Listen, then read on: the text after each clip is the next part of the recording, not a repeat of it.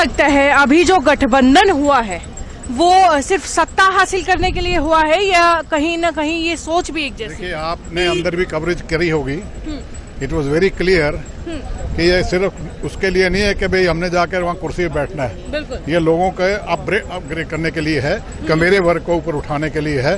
हम जहाँ कहीं भी हैं हमने चौधरी देवीलाल जी की नीति के हिसाब से चले जी। और वही अब चल रहे हैं। हम बाहर थे तो भी हम लड़ रहे हैं और वहाँ पे भी जाएंगे तो भी हम लड़ेंगे। नमस्कार, सिटी बिग न्यूज पर आप देख रहे हैं मुझे यानी अंकिता सिंह को। किसान कमेरी की सरकार, बसपा और जेजेपी अब की बार, ये नारा हाल ही में जब दिया गया था जब बसपा का और जेजेपी का गठबंधन हुआ था।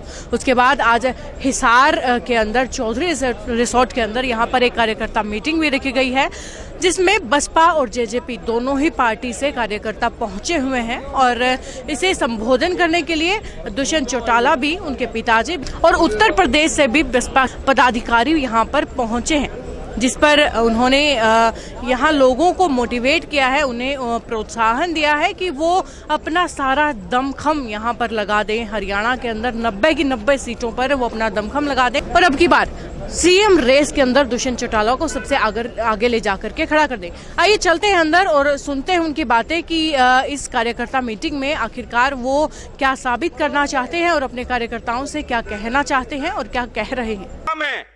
उसका नाम ईवीएम है।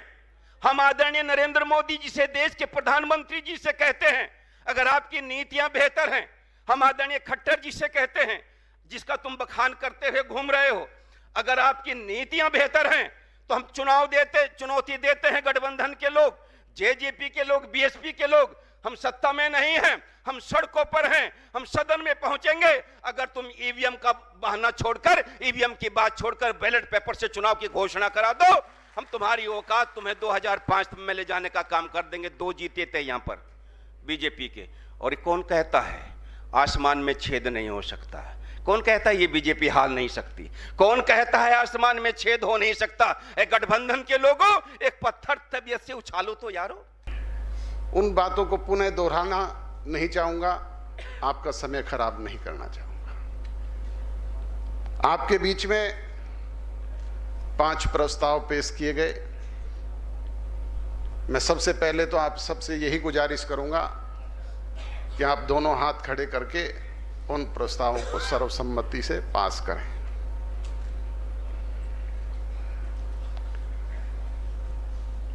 आपके बीच में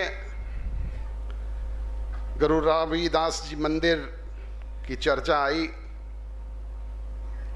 ये भी मैं प्रस्ताव के तौर पे आपके समक्ष कहता हूं कि दोनों पार्टियों के लोग हाथ उठा करके इसे फिर से बनवाया जाए, ये प्रस्ताव पारित करें।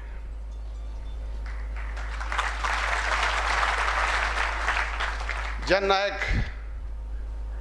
जनता पार्टी चौधरी देवीलाल जी के जन्म दिवस को सम्मान दिवस के रूप में मनाती है, सदा मनाते रहे, चाहे पार्टी का नाम कुछ भी रहा हो। पर अब आप लोगों ने संयुक्त रूप से इसे मनाना है। चौधरी देवीलाल जी की कर्म भूमि, जहां से उन्होंने हरियाणा प्रदेश को नई दिशा देने का काम किया था, महम में इस 25 सितंबर को हम सम्मान दिवस को बड़े धूमधाम से, बड़े जोर और ताकत के साथ मनाने का काम करेंगे।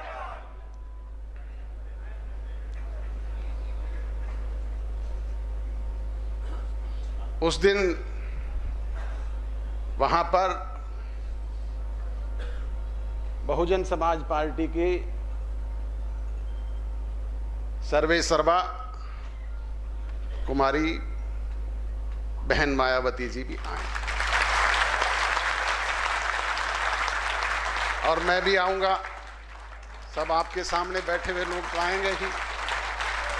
तो ये थी जेजेपी और बसपा के पदाधिकारियों की बात।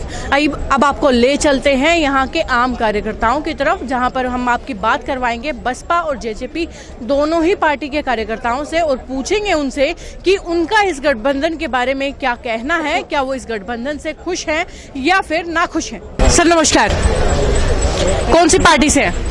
बीएसपी से, बहुजन समाज पार्टी। बहुजन समाज पार्टी से। क्या लगता है ये गठबंधन काम कर पाएगा? ये गठबंधन पूरे हरियाणा में 90 के 90 सीटों जीतकर आज देश हरियाणा प्रदेश में अपना चीफ मिनिस्टर बनाएंगे। जी, आप कौन सी पार्टी से? बहुजन समाज पार्टी से। बहुजन समाज पार्टी से। जी, आपको क्या लगता है, क्या ये गठबंधन काम आएगा? ये गठबंधन 100% काम आएगा, क्योंकि लोग बहुजन समाज पार्टी और जननायक जो ये दोनों पार्टी जो हैं किसान और कमेरा वर्ग की पार्टी हैं। सर क्या लगता है ये गठबंधन किस वजह से किया गया है? सत्ता हासिल करने के लिए या फिर सोच एक जैसी है इसलिए?